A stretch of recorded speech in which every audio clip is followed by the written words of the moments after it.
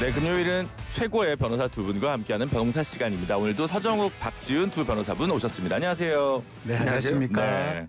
박지훈 변호사님 요즘 계속 이렇게 다운되시는 것 같은 느낌. 아, 네. 시가 좀 비어서 네. 숙직실에서 잠깐 눈 좀 붙이고 있습니다.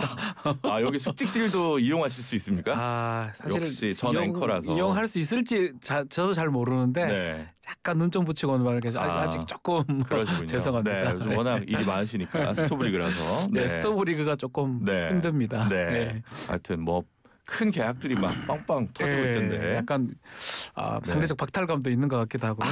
저희 선수들은 좀 큰 선수들 아니라서 근데 뭐 네. 내실 있게 계약을 하고 있습니다. 네, 알겠습니다. 좋은 성과 있길 바라고요. 현안으로 넘어가도록 하겠습니다. 추경호 전 원내대표 어제 체포 동의안이 국회에서 가결이 됐습니다. 뭐 이 가결 여부야 당연히 본인도 면책특권 포기했다고 얘기를 했기 때문에 뭐 예상됐던 거고 이제 다음 달 2일로 구속영장 실질심사가 잡혀 있고 빠르면 3일 새벽 공교롭게 불법 계엄 1주기가 되는 날인데 구속 여부 어떻게 전망하시는지 박지훈 의원님. 날짜가 공교롭습니다. 네. 추경호 의원 입장에서는 좀 고약하다고 느낄 수도 있을 거예요. 12월 2일에서 3일로 가는 시점에 영장의 발부 여부가 결론 날 것 같거든요. 일단은 뭐 이제껏 보도된 바에 따르면 그게 다라면 영장을 내기는 저는 쉽지 않다고 봅니다. 왜냐하면 이제껏 그 판사들의 영장 기각이나 발부 그 상황을 좀 고려해 보면 네. 그래서 이거 말고 또 다른 얘기들 뭐 예컨대 다른 사람의 진술이라든지 아니면 뭐 보좌관들이라든지 뭐 통화라든지 뭐 그런 내용들이 좀 있다 그러면 발부의 가능성이 좀 있지 않을까. 근데 지금에서는 알 수가 없는 것 같고요.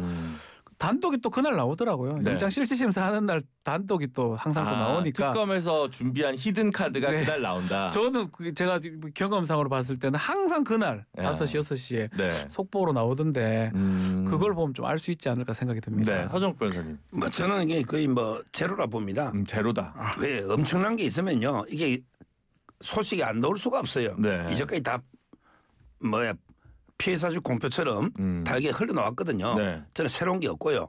대통령도 그때 통화를 했는데 미리 계엄 말 못하면 미안하다 했고요.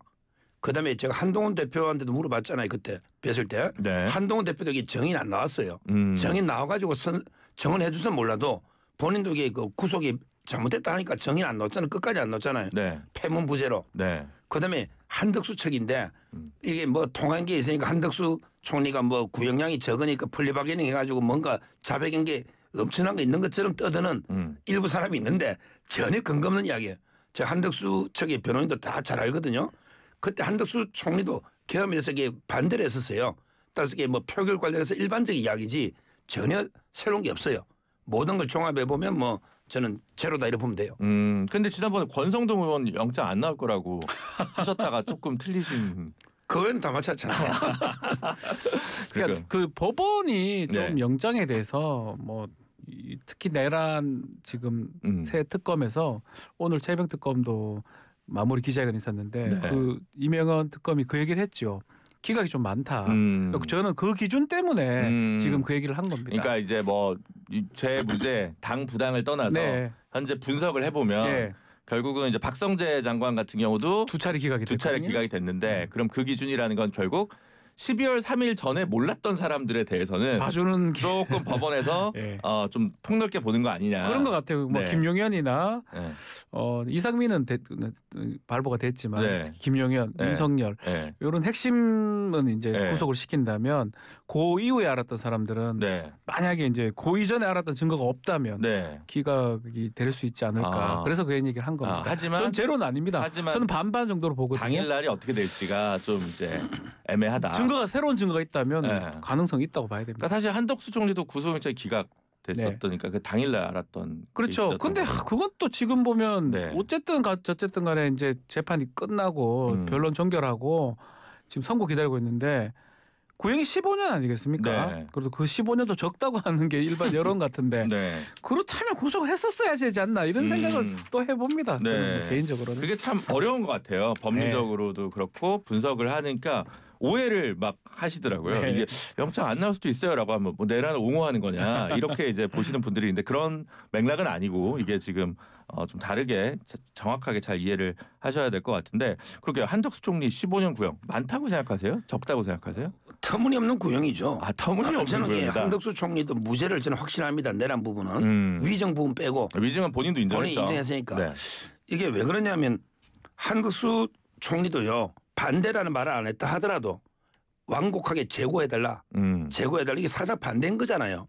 본인이 반대해도 대통령이 심의기관이기 때문에 막을 수가 없어요. 국무회의는 심의기관에 불과하기 의결기관이 때문에 아니잖아요. 의결기관이 아니기 때문에. 그래서 저는 반대를 했기 때문에 근데 대통령이 강행했잖아요. 근데 한덕수 총리한테 방조라는 게 자기가 막을 수 있었는데 안 막았을 때 방조잖아. 네. 근데 막을 수가 없잖아요. 대통령이 하겠다는 걸 본인이 어떡합니까? 그러면 이게 국무위원을 많이 부르는 거는 왜 불렀냐? 국무위원들이 많이 모이면 시간도 벌면서 많은 국민이 대통령을 설득해서 계엄 안 하게 하려고 계속 모은 거죠. 이 의도가 그런 거예요.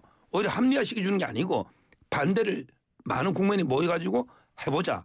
따라서 저는 뭐 구형은 이래 했지만 판사가 영장 기각할 때도 범죄가 성립하면 기각했겠습니까? 15년짜리를. 그러니까 이미 다툼이 많다고 본 거예요. 그래서 저는 뭐 구형은 뭐 이게 기준에 따라 했을 거야만 내란 만약에 우두머리 방조든 중요임무 종사자도 15년 할 수가 있는데 그러나 이게 무죄 저는 노지 이건 뭐 유죄 나오긴 힘들 거라 봅니다. 무죄 나올 가능성이 저는 없다고 보는데 네. 다만 이제 그 형이 다 나오냐의 문제인데 저는 오히려 올라갈 가능성이 높다고 보거든요. 올라갈 가능성이 높다. 이진관 부장판사가 네. 이 재판하기 전에 뭐 이 건을 얘기를 한 건 아니에요. 뭐 감치 관련된 얘기하고 뭐 네. 유사한 것 같은데 상당히 강한 어조로 얘기들을 했습니다. 뭐 그게 사실은 판사가 판단을 하는 거죠. 우리가 판단하는 것보다는. 네.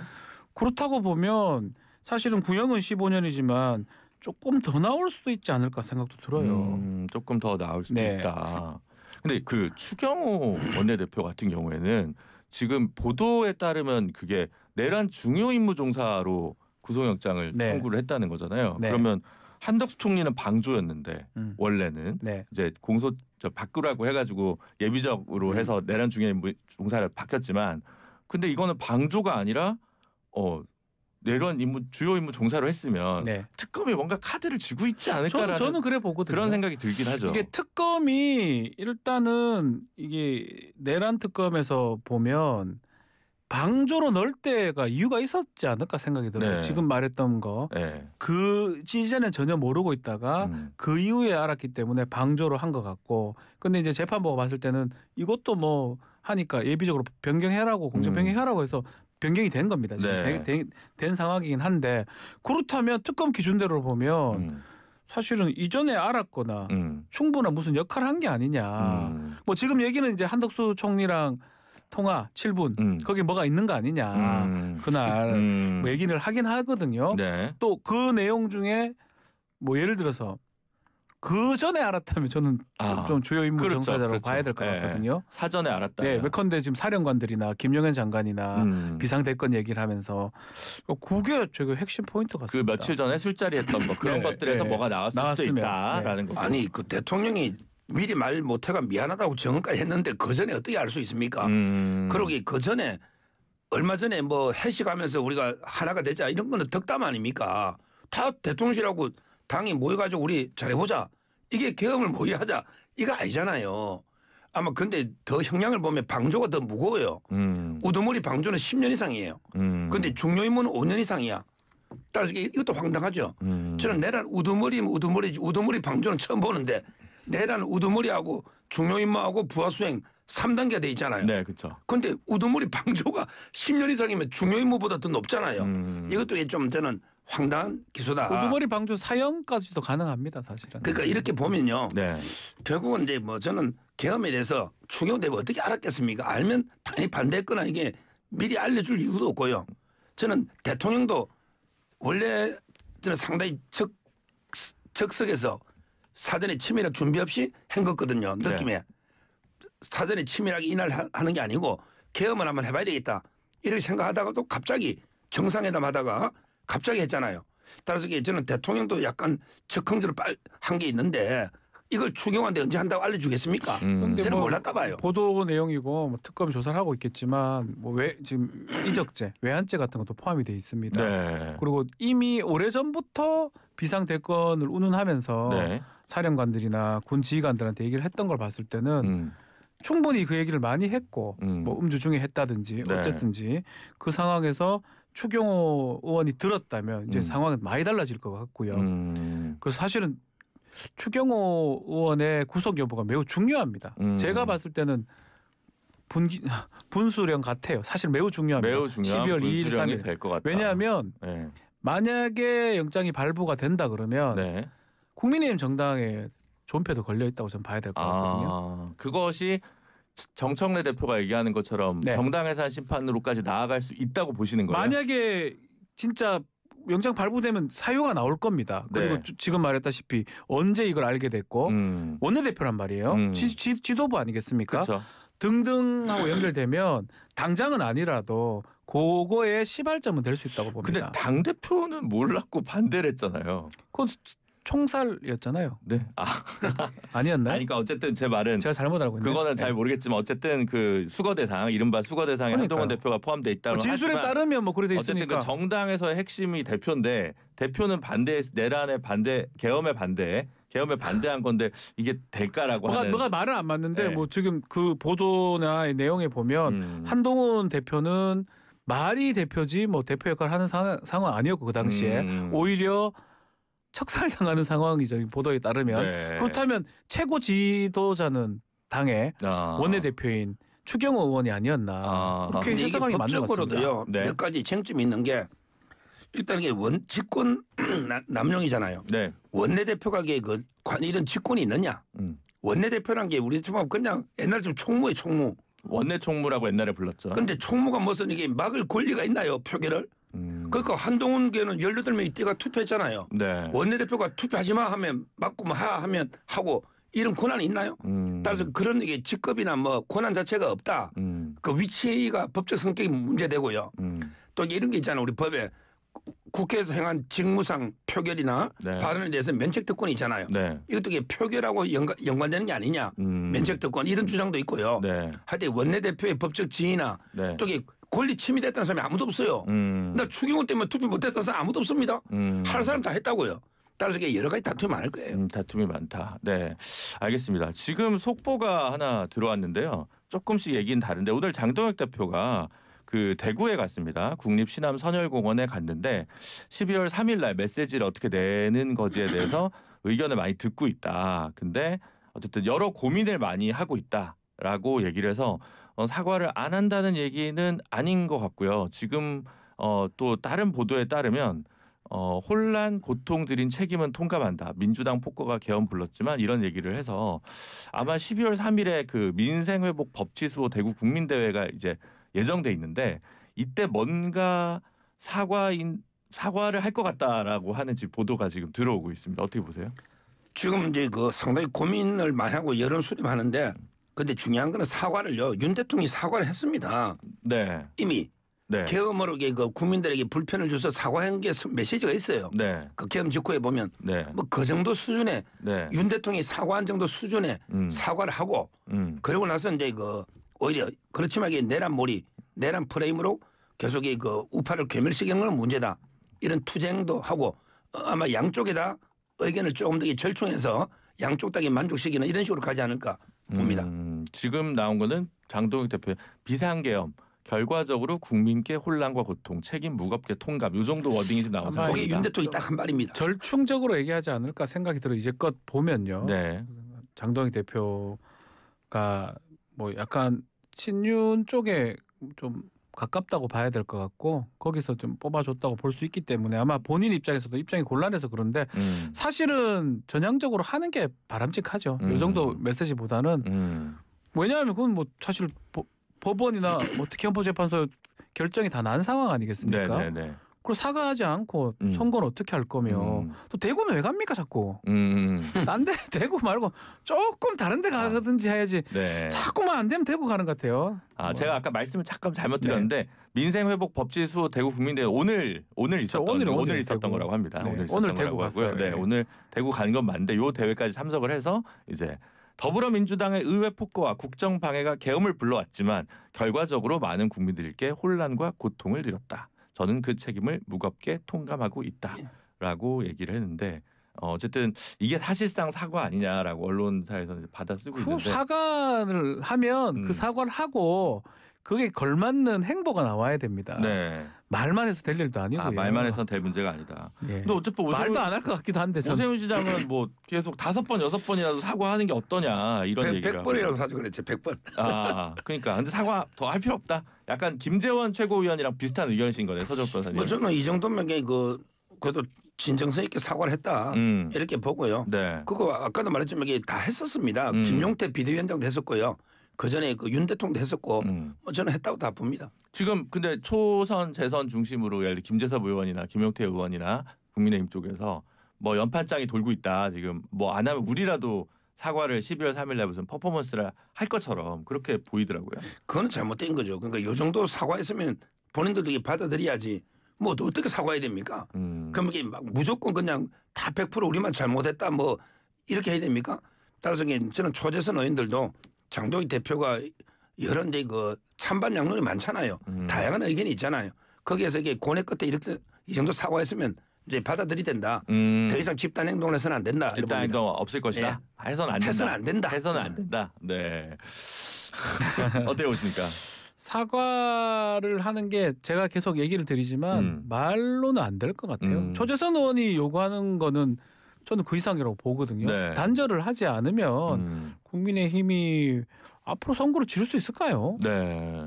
그러니까 저는 이제 아까 오프닝에서도 오늘 그 한국갤럽 여론조사 얘기했는데 지금 국민 여론 자체에선 잘못했다가 77%, 잘했다가 12%면 이게 사실은 뭐 갤럽이 무슨 뭐 튀는 조사가 나오는 곳도 아니고 이러한데 국민적인 여론은 어쨌든 4분의 3 정도는 문제였다라고 얘기를 하는 건데 그게 어렵나요 그렇게?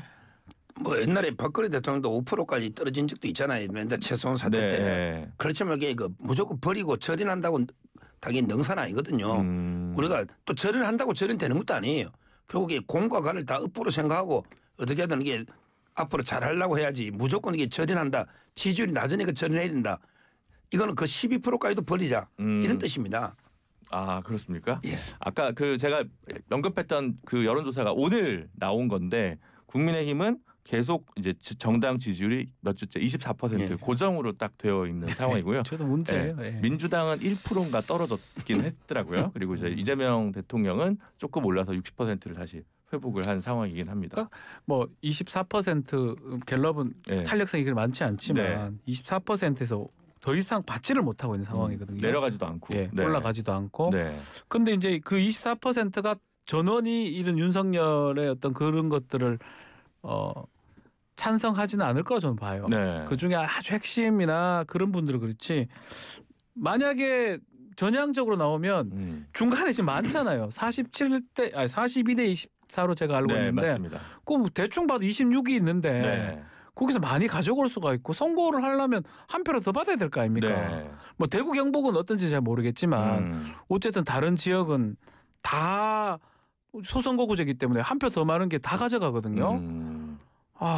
그러니까 제가 지금 걱정하는지 11월 모르겠습니다. 돼가지고는 2당이 무당층으로 나옵니다. 한국갤럽에서는. 네. 네, 3등이 국민의힘으로 나오고 있는 상황이죠. 그런 얘기를 지금 계속 네, 하고 있죠. 네. 근데 이제 민주당으로도 안 가는데 민주당이 못하고 있는 부분을 국민의힘이 비판해도 국민의힘이 이걸 표를 못 가져오는 이유. 그건 분명히 이제 있을 뭐 거 아닙니까? 지지율로서는 이제 그 무당층으로 잡히는데요. 네. 그분들이 투표장 가면 다 국민의힘 찍습니다. 아, 민주당 찍을 사람들 다 민주당 지지한다고 하지 말라 무당층이 있겠어요. 네. 저는 지금 이제 국민의힘이 뭐 아주 잘한 건 아니니까 네. 무당층으로 설마 내가 국민의힘 지지는 못해도 그러게 투표 가면 덜 나쁜 사람 찍거든요. 이재명 정권은 심판해야 된다. 또 이게 견제를 좀 시켜야 된다. 완전히 지금 독주를 하니까 입법부, 행정부, 사법까지 장악한다. 이러니까 무당층이에요. 그래서 투표할 때는 국민의힘 쪽으로 옵니다. 투표장에 안 나올 수도 있잖아요. 노드로 원래는 지방선거는 또 투표를 그리고 났습니다라는 지금 게 아직 지방선거가 뭐 아직 7개월 이상 남았잖아요. 네. 요즘 이게 지지율이 빨리 움직여요. 이렇게 쭉 행보하다가 우리 주식도 그래서 쭉 행보하다가 하면 상한가 탁 치고 네. 탁 치고 이러거든요. 네. 따라서 아마 이게 나중에 선거 임박하면요. 네. 팽팽하게 갈 겁니다. 아 그렇다. 네. 그리고 요즘 그 종종 이제 서정욱 변호사님이 최근 행보에 우려를 표하고 있는 유튜버 전한길 씨 같은 경우에는 사과하면 국민의힘 버릴 거다. 뭐 친한파의 말을 듣지 마라. 뭐 이런 얘기들을 좀 하고 있고 이분이 또 윤석열 전 대통령의 그 서신을 받았다. 전 선생님은 하느님이 대한민국에 보내신 귀한 선물이다. 이런 걸 받았다는데 이 지금 전한길 씨 행보 어떻게 보십니까? 사과하지 말라. 그리고 뭐 저는 그건 똑같아요. 마땅하다. 저도 이게 그 사과가 능사가 아니다. 네. 뭐 똑같은 입장이 똑같다. 큰 방향에서는 전한길 강사와 제가 네. 그다음에 그 편지는요. 전한길 강사가 먼저 이게 쓴 거예요. 아. 대통령이 그냥 답장 한 게 답장. 아 답장. 다 먼저 잘 간곡하게 써니까 거기에 대해 답을 해가지고 변호사 통해서 건네준 거죠. 따라서 이게 뭐 먼저 대통령이 이렇게 쓴 게 아니고 답장이니까 좀 덕담도 써줘야 될 거 아니에요. 그 점을 좀 이해를 좀 해야 되고 봐야 돼요. 그러면 서정욱 변호사님도 편지 한번 쓰시죠. 아 저는 그런 거 전화나 편지나 이런 걸 안 합니다. 저는 제 이름이 거론되는 걸 좀 싫어해요. 저는 진짜 관심 받는 거 싫어요. 네, 알겠습니다. 이 예전에 이제 얘기이긴 한데 네. 박근혜 이제 국정농단 때는 네. 국민의힘 당시 자유한국당이었나요? 새누리당이 아니었 자유한국당이었는데 그때는 사과해서 이렇게 집권을 했어요. 5년 만에. 네. 글쎄요. 이제 이래 되면 진짜 이해찬 전 대표 얘기했던 것처럼 20년이고 30년 집권할 수 있을까요? 아. 우리 지금 선거제도는 한 표만 많아도 저 네. 이기게 돼 있는데 그렇죠. 이 굴레에서 못 벗어나는 거거든요. 보수가. 예. 네. 저는 뭐 그냥 사실 저는 민주당원도 아니고 네. 좀 그게 안타깝습니다. 두 개 날개가 가야죠 정상적으로. 그러니까 안 가려고 하는 게 그 선거를 위해서라도 억지로라도 하는 척이 해야 되는 거 아닌가 제 개인적으로 생각을 합니다. 근데 사과해서 집권한 게 아니에요. 네. 박근혜 대통령 사과하고 홍준표 후보가요. 네. 역대 최다 표차로 그 문재인 후보는 졌잖아요. 집권한 걸 한참 더 뒤에. 제 말씀은 5년 후에 그러니까 5년 뒤에 집권했으니까. 그거는 윤석열 대통령이 탄압받으면서 국민의힘으로 넘어와가지고 이렇게 된 거지. 그게 사과 때문에 집권했다. 이걸 이렇게 근데 그 연결시키는 거죠. 당시에는 이준석 대표가 이제 대구에서도 유세할 때 당대표 선거할 때 이제 우리 네. 탄핵 강을 건넙시다라고 하는 발언이 굉장히 인상적이었었던 때인데 다르게 보시네요. 그러면 알겠습니다. 예. 그러면 전한길 씨는 이제 국민의힘과 서로 절연한 거네요. 말하자면 장도혁 대표 아니죠. 아니에요. 장동익 대표가 이제 그 노골적으로 항복적인 사과했을 때 하지 말아야 할지 장동익 대표가 오늘 한 거는요. 정중동이다. 예, 뭐 저는 절충이라고 보기 때문에 전한길 강사도 이해하고 아마 장동익 대표를 계속 지지할 걸로 봐요. 알겠습니다. 더 재미있는 얘기는 잠시 광고 듣고 2부에서 계속 이어가도록 하겠습니다. 잠시만요.